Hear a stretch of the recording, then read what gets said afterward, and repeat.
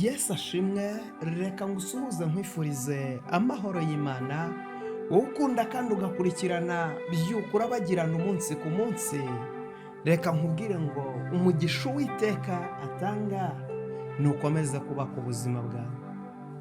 None turi kuwa gatatu, itariki ni 12, ukwezi ni ukwa munani, mwaka ni 2026.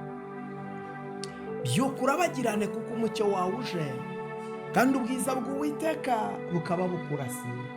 None nkuzaniye ijambo rikubwira ngo Imana y'amahoro igushyize mu mahoro.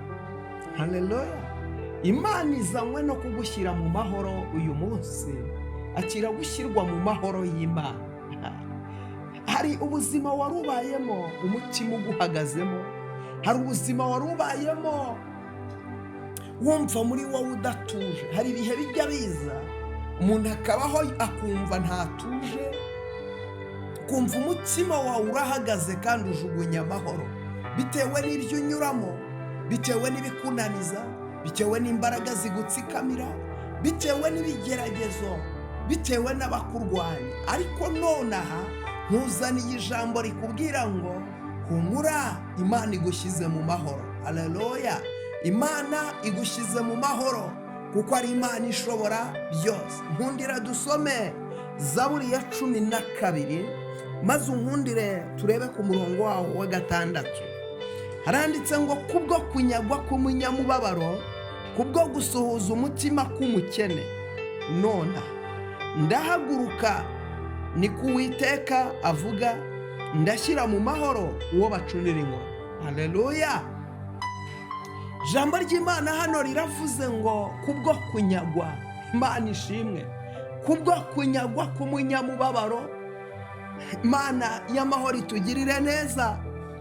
Ijambo ryitwa kunyagwa, kunyagwa bivuze iki?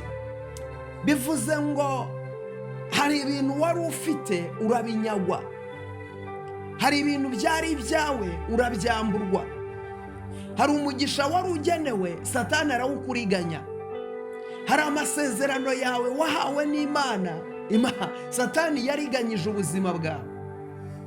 Ariko noneho abadayimoni cyangwa se abarozi bagerageje gufunga ibyawe, bagerageza kukuriganya, uriganywa inyenyeri yawe. Abantu bahindura umugisha, abantu barawuhindura, abantu barawuriganya, abantu ibintu barabicurika.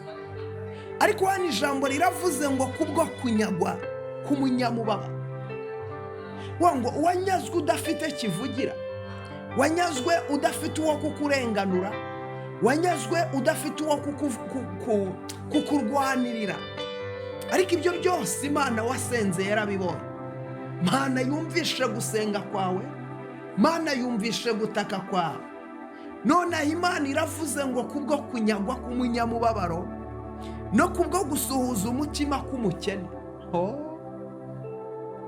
Hari igihe umuntu aba mu buzima ukabaho usuhuza umutima, ukabaho mu buzima bwihebye, ukabaho mu buzima budafite igisobanuro, ukabaho mu buzima bw'agahinda gusa, bwa buzima abantu bakubona byaragucanze, bwa buzima abantu bakubona byarakuyobeye.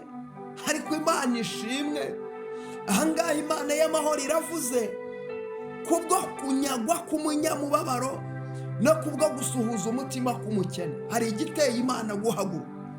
Haleluya! None ahangaha Imana irahagurutse ku bwawe, Imana irahagurutse ku bwawe, Imana irahagurutse ku bwawe, we munyamasengesho, wowe Imana yamenye ku bwawe. Hari igiteye Imana guhaguruka. Umukiranutsi umwe w'Imana ahagurutse Imana.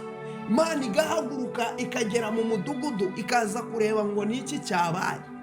Gukiranuka kwawe guhagurukije Imana, gusenga kwawe guhagurukije Imana, amarira yawe ahagurukije Imana, ubwo burwayi umaranye igihe buhagurukije Imana, izo ntambara umazemo iminsi zihagurukije Imana, ayo madeni yawe ahagurukije Imana. kubwo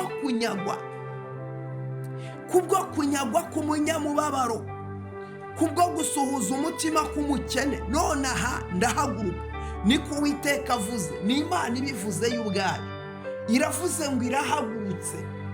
Imana iyo yahagurutse nta gishobora kuyikoma mu nkokora. Imana yahagurutse kubw'umuntu wayo, yahagurutse kubw'umukiranutsi warize, kubw'umukiranutsi watatse agatakira Imana, kubw'umukiranutsi wahamagaye ijuru, kubw'umukiranutsi watabaje mu ijuru agahamagara. Haleluya! Agahamagara, bigatera Imana guhaguruka, bigatera Imana kwiyizira. Kubw'umukiranutsi wahagurutse agatabaza, kubw'umukiranutsi wahagurutse akinginga ijuru. Oh haleluya! Akinginga ijuru, bijya bitera Imana guhaguruka, bijya bitera Imana guseruka, bijya bitera Imana kugaragara, bijya bitera Imana kuza, bijya bitera Imana y'amahoro ishimwe. Ngo niko Uwiteka avuga, si icyo gusa ari bukore, ngo ndashyira mu mahoro uwo bacuniraga ingoni. Mu yandi magambo, uyu munsi wa none akira gushyirwa mu mahoro n'Imana, akira gushyirwa mu buzima burinzwe, mu buzima bufite ubudahangarwa, mu buzima bufite ikimenyetso cy'amaraso, mu buzima Imana ikugotesheje imbaraga zayo, mu buzima Imana ikugotesheje ubutware bwayo, mu buzima Imana ikugotesheje igitinyiro cyayo. Akira kurindwa n'Imana, akira kurwanirirwa n'Imana, akira gushyigikirwa n'Imana, akira Imana iguhagazeho, Imana ikubambiye amahema, Imana irakwihishuriye, Imana irakwigaragaje. Ijambo riravuze ngo ndashyira mu mahoro uwo bacuniraga ingoni. Mu yandi magambo, hari ibintu bimaze igihe bigusumbuwa, byari byarakubujije amahoro, hari ibyari byaragutsikamiye, byari byarakubujije amahoro, ariko Imana iravuze ngo ndashyira mu mahoro. Niko Imana ivuze. Imana ije gushyira mu mahoro ubuzima bwawe, Imana ije kubushyira mu mahoro. Urugo rwawe Imana ije kurushyira mu mahoro, akazi kawe Imana ije kugatunganya, abana bawe Imana ije kubashyira mu mahoro, ije kubaha kwitonda, Imana ije kubaha ihumure, Imana ije kubaha ubuzima butuje, Imana ije gukora iby'imbaraga, Imana ije gukora iby'ubutwari, Imana ije kwiyerekana no kwigaragaza, kuko ari Imana ishobora byose. Ijambo riravuze ngo ndashyira mu mahoro uwo bacuniraga ingoni. Imana ije kugushyira mu mahoro ubuzima bwawe bwose, Imana ije kubushyira mu mahoro. Imibereho yawe yose Imana ije kuyitunganya, inzira zawe zose Imana ije kuzitunganya, kuko ari Imana ishobora byose. Akira amahoro aturutse ku Uwiteka. Aya mahoro Imana itanga ntabwo ijya yongeraho impagarara, aya mahoro Imana itanga ntabwo ijya yongeraho Imana ishimwe. Iyi Imana ari iguhaye amahoro, nta gishobora kukwambura ayo mahoro. Niyo mpamvu umuririmbyi yaririmbye aravuga ngo amahoro Yesu abantu be, ngo ayo mahoro ntagira akagero ntarondoreka, ngo ajya ahumuriza abayafite, ngo nutayata wowe ubwawe ntabwo wayakurwa. Akira amahoro y'Imana. Kaduse data, uri Imana ishobora byose, uri Imana ihindura ibihe, uri Imana y'ubutware n'ubushobozi, uri Imana ijya yimura imisozi, uri Imana ijya ihindura amateka, uri Imana ijya itabara abantu bagatangara, gusa we ntujya utangara kuko ni we gitangaza. Mana ndasenze nsengera uyu muntu wari unkurikiye, mugirire neza Mwami Imana, umubambire amahema. Uyu muntu wari unkurikiye mukureho uburetwa, uyu muntu wari unkurikiye mukureho iminyururu, uyu muntu wari unkurikiye mukureho imigozi, uyu muntu wari unkurikiye. Ijambo ryawe riravuze ngo none ngo kubwo kunyagwa k'umunyamubabaro no kubwo gusuhuza umutima k'umukene, none aho urahagurutse nikuvuze, uje gushyira mu mahoro uwo bacuniraga ingoni. Ndasenze Mana, uyu muntu amaze igihe ari mu buretwa, amaze igihe ageragezwa, amaze igihe ari mu ntambara, abarozi baramurose, ariko ndagusabye Mana, mubohore, umuhumanure Mana, mukureho imbaraga z'umwijima, mukureho imbaraga z'abarozi, mukureho imbaraga z'abapfumu, mukureho imbaraga za nyabingi, mukureho imbaraga z'umwanzi Shetani. Mu izina rya Yesu Kristo, rambura ikiganza cyawe ku buzima bwe nyaguhora ku ngoma Imana, wiyerekane kandi witamurure. Uyu muntu muremera amashimwe, uyu muntu muremera ubuzima bushya, uyu muntu umuremere icyerekezo gishya, kuko uri Imana igira neza. Tabara uyu mumama, tabara uyu mugabo, tabara uyu musore, tabara uyu mukobwa, umuntu wese wari unkurikiye, reka yakire igitangaza, reka yakire ubuzima, reka yakire impinduka, reka yakire ubutsinzi, kandi ubuzima bwe mwami ubuhindure, kuko uri Imana ihindura amateka. Urakoze Nyaguhora ku ngoma Imana, kuko azi ibikomeye kandi wiyerekanye. Icyubahiro n'ikibi cyawe, izina ryawe nirihimbazwe, ni mu izina ryawe ryera Yesu, amen.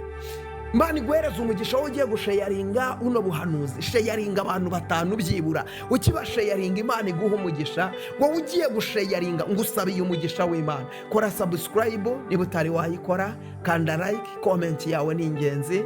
Byukurabagirane kuko umucyo wawe uje kandi ubwiza bw'Uwiteka bukaba bukurasiye. Shalom, shalom.